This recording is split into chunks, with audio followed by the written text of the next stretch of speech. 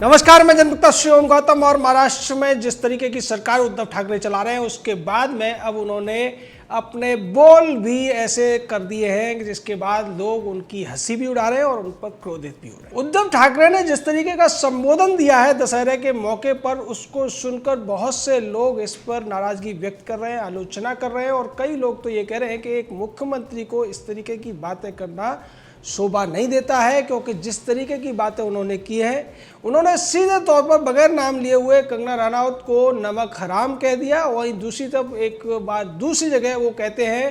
कि मुंबई को पीओके बोलने वाला रावण आया है। यहाँ रावण कंगना रनौत को ही बोल रहे हैं वो, क्योंकि पीओके से तुलना कंगना रनौत ने ही की थी। और उसके बाद आगे वो कहते हैं कि मैं मुख्यमंत्री रहते हुए और शिवसेना का प्रमुख रहते हुए बहुत ज़्यादा संयम बरत रहा हूँ और संयम बरतना मेरे लिए ज़रूरी भी है। और अगर संयम में से सम हट जाएगा तो केवल यम बचेगा, और फिर यम बचने के बाद तो किसकी किस्मत में क्या होगा ये फिर देखने वाली बात है। आप समझ सकते हैं, इस बात का मतलब ये है कि वो ये कह रहे हैं कि संयम में बरत रहा हूँ, यम यानी कि मृत्यु का देवता, अगर मैं सम को हटा दूंगा तो मैं मृत्यु का देवता भी बन सकता हूँ। ऐसी खुली चुनौती, खुली धमकी उद्धव ठाकरे देते हुए नजर आ रहे हैं। आगे वो मुंबई के बारे में बात करते हैं, वो कोरोना के बारे में बात करते हैं, तमाम राजनीतिक बातें करते हैं और इसी के दौरान वो अंदर की उस पीड़ा को भी निकाल देते हैं जिसको वो कई महीने से सह रहे हैं, यानी कि उनके बेटे के ऊपर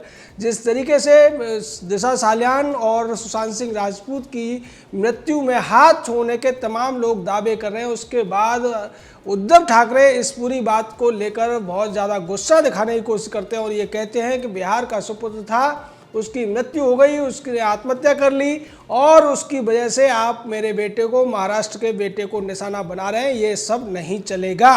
मुंबई पुलिस पर हमें विश्वास है और मुंबई पुलिस एकदम पाक साफ है, ये गारंटी भी उद्धव ठाकरे ने दे दी है। ये वही उद्धव ठाकरे हैं जो अब तक सत्ता पाने के लिए तमाम तरीके के जोड़ तोड़ करके भारतीय जनता पार्टी के कंधे पर चढ़कर इन्होंने सीटें पाई और उसी को धोखा देते हुए इनने उन पार्टियों के साथ समझौता किया जिनको गाली दे देते थे। इनके पिताजी पूरी जिंदगी संघर्ष करते रहे, चाहे एनसीपी हो या कांग्रेस। उसी एनसीपी और कांग्रेस की उंगली पकड़कर उद्धव ठाकरे सत्ता में जब बैठते हैं तो वो ये कहते हैं कि यहाँ पर गाय आपके लिए माता है और बगल में जाकर आप खाता है। ये बात वो सीधे तौर पर इशारों में भारतीय जनता पार्टी के लिए कह रहे थे और ये कह रहे थे कि वो लोग मुझे हिंदुत्व सिखा रहे हैं जिनके बगल के राज्य में गाय को काट कर खाया जाता है। हमारे लिए हिंदुत्व का मतलब घंटा बजाना नहीं है, हमारे लिए हिंदुत्व का मतलब नारे लगाना नहीं है, हमारे लिए हिंदुत्व का मतलब केवल राष्ट्र के लिए काम करना है और ऐसा मुझे मेरे पिता ने सिखाया है।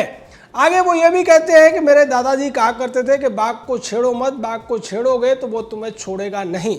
अब ये जो पूरी की पूरी बातचीत इन्होंने की है, जो फेसबुक लाइव में एक भाषण इन्होंने दिया, उस भाषण का लबोलबाब ये है कि एक प्रदेश का मुख्यमंत्री सीधे तौर पर पूरे देश की जनता को ललकार रहा है, पूरे देश की जनता को लताड़ने की कोशिश कर रहा है और खुलेआम धमकियां भी दे रहा है कि तुम बाघ को छेड़ो मत, नहीं तो बाघ तुम्हें नहीं छेड़ेगा। मैं अभी संयम से जी रहा हूँ, संयम से बोल रहा हूँ, संयम में से सम हट गया तो मैं यम बन जाऊंगा और यम बनने के बाद में क्या होता है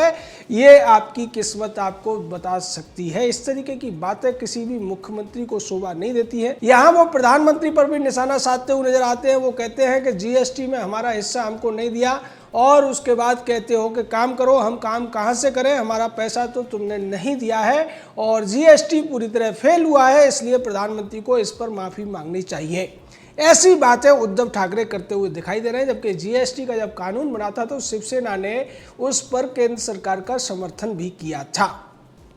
यहाँ लबोलबाब ये है कि उद्धव ठाकरे अपनी उस भड़ास को निकालना चाहते हैं जो उनकी नाकामी से उपजी है, जो उनकी लापरवाही से उपजी है और जो उनकी अक्षमता से उपजी है और उसकी वजह से उनकी पूरे महाराष्ट्र में बदनामी हो रही है। लोग त्राही त्राही कर रहे हैं, कोरोना का कहर अभी भी जारी है, उसके बावजूद उद्धव ठाकरे ने जो भाषा बदलती है उस भाषा को लेकर तमाम लोग अब सवाल उठा रहे हैं कि क्या किसी प्रदेश का मुख्यमंत्री इस तरीके से देश के लोगों लोगों को खुलेआम चुनौती दे सकता है, उनको धमकी दे सकता है, जैसा कि उद्धव ठाकरे कहते हुए नजर आ रहे हैं। और एक महिला के लिए वो नमक हराम जैसे शब्द इस्तेमाल कर रहे हैं, रावण जैसे शब्द इस्तेमाल कर रहे हैं, क्योंकि उस महिला ने उनकी उस कार्यशैली पर सवाल उठाए थे जिसकी वजह से वो पूरे के पूरे महाराष्ट्र को भुगतना पड़ रहा है, कोरोना का कहर भुगतना पड़ रहा है। उसके अलावा सुशांत सिंह राजपूत, दिशा सालियान की मौत के मामले में जिस तरीके से वो घोषणा कर रहे हैं कि सुशांत सिंह ने आत्महत्या की थी, जबकि ये अभी तक सिद्ध नहीं हुआ है।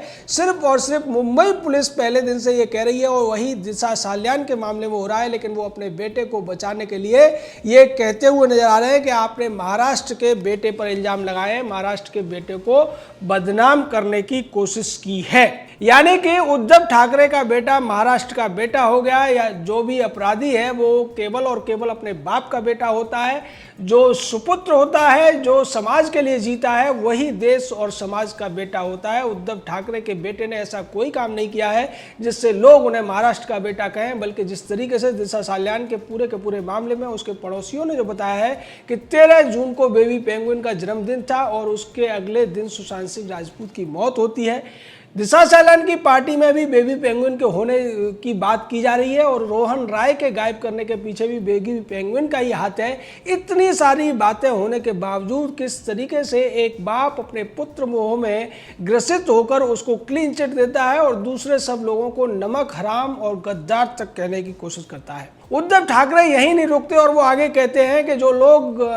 हमें सीख दे रहे हैं उनके खुद के प्रदेश में गांजा उगाया जाता है, और वो मुझे कहते हैं कि हम यहाँ पर नशे की खेती कर रहे हैं। आप अपने पहले प्रदेश को देखिए, हमारे यहाँ तो तुलसी उगाई जाती है और यहाँ पर रोजी रोटी कमा करने आने वाले लोग हमें गालियाँ देते हैं और यहाँ पर नमक हरामी करते हैं। इस तरीके की बातें कर रहे हैं। ऐसा लगता है कि उन्होंने इस भाषण की तैयारी कई दिन बैठकर की है और कई ऐसे लोगों को बिठाया हुआ जो बेहद कुंठित हैं, बेहद परेशान हैं, और हो सकता है उन्होंने नशे की डोज लेकर भी इस भाषण को लिखा हो, तो कोई बड़ी बात नहीं है, क्योंकि जिस तरीके की बातें इस पूरे भाषण में की गई है, यहाँ प्रधानमंत्री पर निशाना साधा गया है, दूसरे प्रदेशों के लोगों पर निशाना साधा गया है, सुशांत सिंह राजपूत के जो तमाम समर्थक हैं उन पर निशाना साधा गया है, और कंगना रनौत और उसके प्रदेश को गाली देने की कोशिश की गई है। तमाम लोगों के साथ साथ राज्यपाल पर भी निशाना साधा गया है और ये कहने की कोशिश की है कि जो लोग काली टोपी लगाकर अपने आप को बहुत बड़ा हिंदुत्ववादी कहते हैं, वो भूल जाते हैं कि जब बाबरी गिरी थी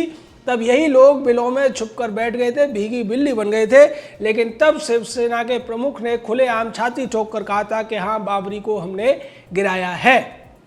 वो कहते हैं कि ये वो प्रदेश है जहाँ पर अफजल खान और औरंगजेब को मिट्टी में मिला दिया गया था। हमसे मत टकराओ, हमसे टकराओगे तो फिर बचोगे नहीं, ऐसा मेरे शिव सैनिक कह रहे हैं। यानी कि वो ये भी कहना चाहते हैं सीधे तौर पर कि जो भी उनकी बुराई करेगा वो उसको छोड़ेंगे नहीं, और उस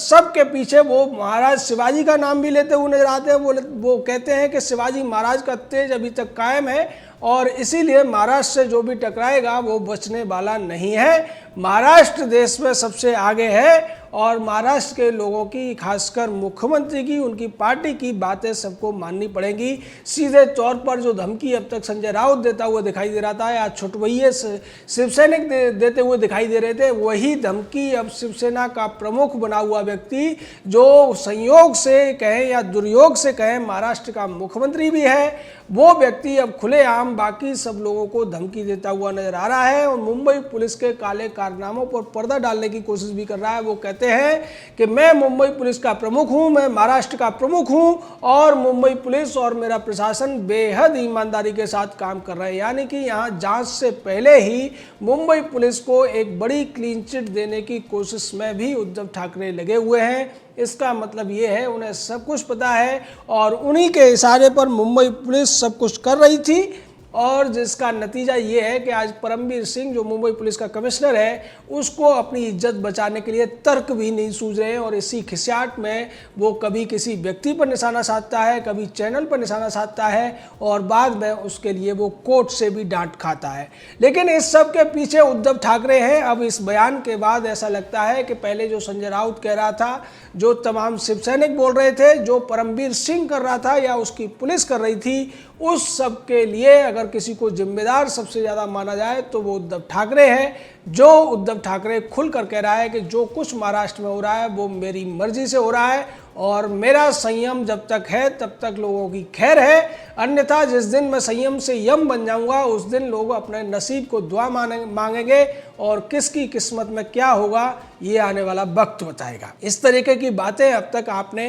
पाकिस्तान की तरफ से सुनी होंगी, दूसरी जगहों से सुनी होंगी। भारत में कोई मुख्यमंत्री इस तरीके के चैलेंज कहे, हाँ दिल्ली का एक मुख्यमंत्री है जिसको लोग प्यार से कचरेवाल कहते हैं, वो कुछ उलझुल बातें करता है, लेकिन इस तरीके की धमकियां तो वो भी नहीं दे सकता क्योंकि वो जानता है कि दिल्ली में तमाम लोग रहते हैं और जो भी लोग रहते हैं वो उनके मालिक हैं। ये लोग पब्लिक सर्वेंट हैं, इनको पब्लिक का भी ध्यान रखना चाहिए। लेकिन जिस तरीके की बातें कर रहे हैं ये, उससे ऐसा लगता है कि इनके लिए महाराष्ट्र ही देश है और देश हित,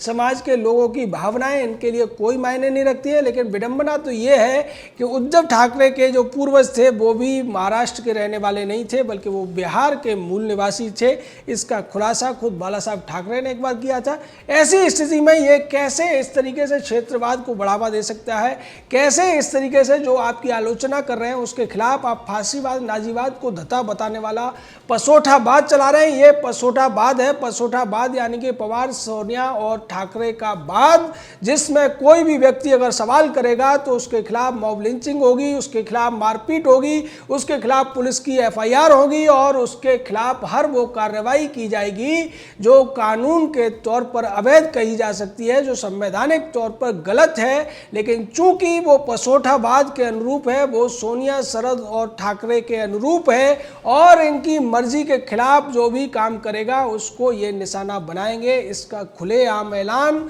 उद्धव ठाकरे ने कर दिया है। अपने बेटे को बचाने के लिए वो सुशांत सिंह राजपूत की मौत को आत्महत्या करार दे रहे हैं। वो अपने ऊपर आरोप लगाने वाली कंगना रनौत को नमक हराम और रावण बता रहे हैं। वो उन तमाम लोगों पर निशाना साध रहे हैं जिनमें राज्यपाल भी शामिल हैं। इस तरीके की बातें किसी भी विवेकशील व्यक्ति को शोभा नहीं देती हैं। लेकिन कहा जाता है कि उद्धव ठाकरे का विवेक अब पता नहीं कहाँ छुप कर बैठा हुआ है या फिर नशे की डोज लेकर कहीं सो गया है। जय हिंद, जय भारत।